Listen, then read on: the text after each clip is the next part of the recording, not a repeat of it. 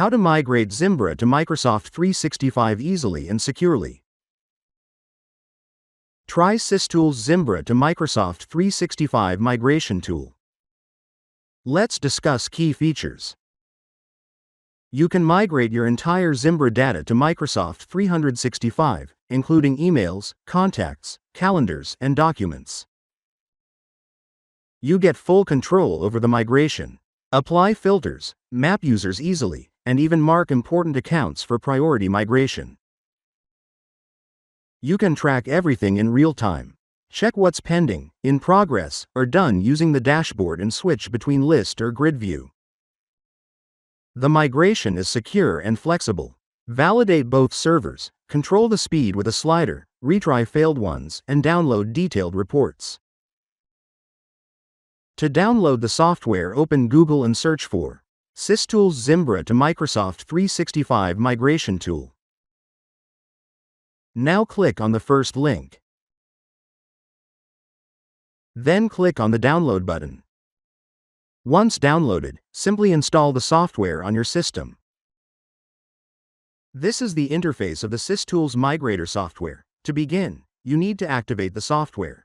This step is required for it to work. At the bottom left corner, click on the Activation button. In the activation window, paste your activation code in the given field. If you don't have a code, click the Buy Now button to purchase one. Once you've entered the code, click on Apply. You also have the option to purchase additional licenses if needed. Now, click Close to proceed further. SysTools Migrator supports data migration from multiple platforms, including G Suite, Microsoft 365, Exchange, Lotus Notes, Google Vault, M365 Archive, IMAP, and Zimbra. Since this video focuses on Zimbra, we'll select that. However, users can choose any platform as per their needs. Now in the destination platform, select Microsoft 365 as the destination. Next, in the workload section, you can choose the type of data you want to migrate, such as emails, calendars, contacts, and documents. If there's any data you don't want to migrate, simply disable it. On the right side, you'll see a date filter for each category. By enabling these, you can migrate data within a specific date range. In this case, we'll migrate everything, so we'll leave the filters disabled. Once done, click the Next button at the bottom right to proceed. Now, enter your Zimbra credentials. Start with the admin email.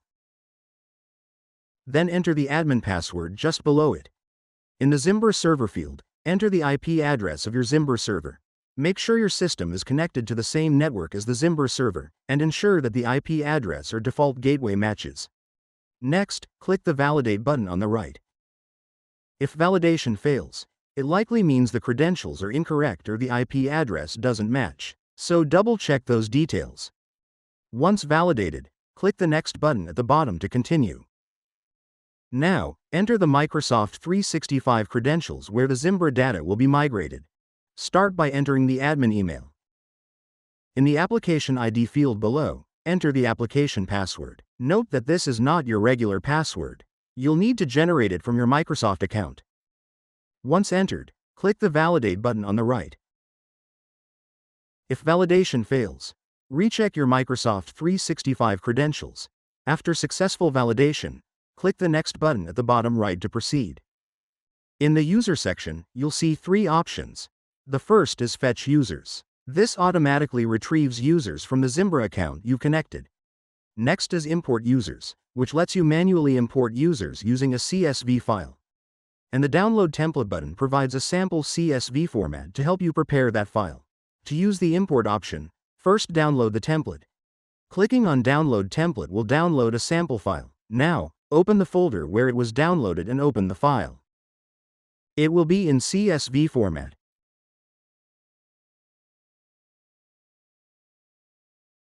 The first column is for the source users. Here, you need to enter the Zimbra accounts.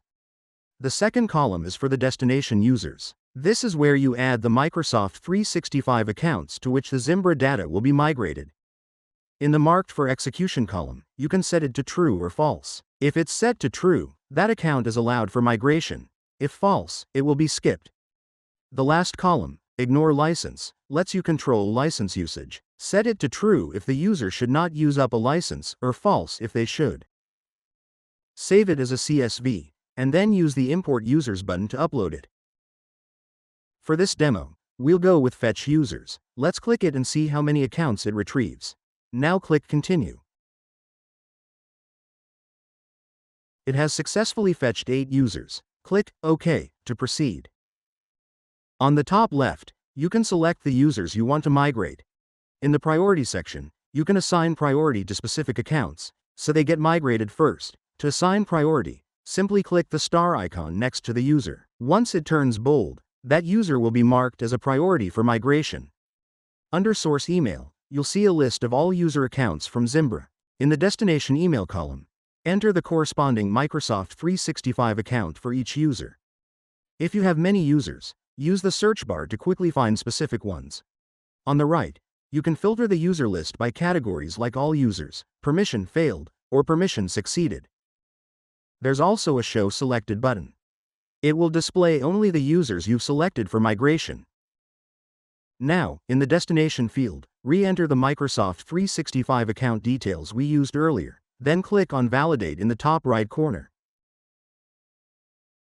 It shows one user has been successfully validated. Click OK to continue. If both source and destination permissions appear in green, you're ready to proceed. If you see red, that means there's an issue with the credentials and you'll need to double-check them. On the left panel, click on the Settings button. Here, you'll find the Concurrent option. This controls how many user accounts will be processed at the same time. For example, if you set it to 3, the tool will migrate 3 users simultaneously, then move on to the next batch. The default value is 5. Under the SMTP section, you can enable the Send Email Notification option to notify users after migration. Once everything is set up, it's time to start the migration. Now, click on Start Migration at the top right corner. A pop-up window will appear showing your available license information. Here, it shows 5, meaning you can migrate 5 users. Make sure this number is not 0. If it is, you'll need to renew your license. Next, click on the Start button, then confirm by clicking OK. The migration process may take some time, depending on the amount of data and your internet speed. The migration has now been completed. At the top, you'll see the In Progress tab. This shows the number of users currently being migrated. The Pending tab displays users who are on hold, usually due to the concurrent migration limit. And the Completed tab lists all users whose data has been successfully migrated. As you can see, the status on the right shows a green check mark, indicating success. In the email column, the first number shows how many emails were migrated, and the number after the slash shows the total email size. The calendar column displays N.A., meaning there were no calendar entries to migrate. In the contacts column, it shows 2, meaning 2 contacts were migrated. And in the documents column, it shows N.A., indicating there were no documents to transfer. At the top, you'll find the Rerun Migration options. The first one is Retry Failed Migration, which lets you restart the migration for any users whose data transfer failed due to errors or network issues. The second option is Rerun Full Migration, which will initiate the entire migration process again from the beginning. And lastly, there's Delta Migration. This is useful when the migration is already complete, but some users have received new emails afterward. Using this option, only the newly received data will be migrated. On the right side, you'll see the Download Report button. First, click on Migration Summary Report. Now, browse and select the location where you want to save the report, and click Save. Now, let's open the downloaded CSV file from the folder. Open the CSV report. This is a basic summary of the migration. If you need a more detailed report, click on the Detailed Report option located under the same button. A new window will appear where you can select the specific users for whom you want the report. After selecting the users, click on Download. And then click on the New Download button. Now, browse and select the location where you want to save the report, and click Save. Once downloaded, go to the folder. Extract the report file and open it. The detailed report will be in CSV format. And that's your detailed report. Now, let's go back to the software. On the left panel, there's a Help button. If you're unsure about any step, you can refer to this section. It includes helpful guides like prerequisites, Setup. Source. Destination. Users. User status. Settings. Activation. And additional help. At the top, you'll also find a three-dot menu. Inside that, there's another help button that provides the same information. Below that, you'll see the contact support option, which lets you reach out to the support team directly. You can also use the create ticket option to submit a query or issue for assistance. The reload button is used to refresh the page. App Overview gives you a general summary of the software. And under About Us, you can view more details about the tool and the company. And that's all. That's how you can migrate Zimbra data to Microsoft 365. Log on to the product page for more details or to purchase the product. For any queries, email us at support@theratesystoolsgroup.com.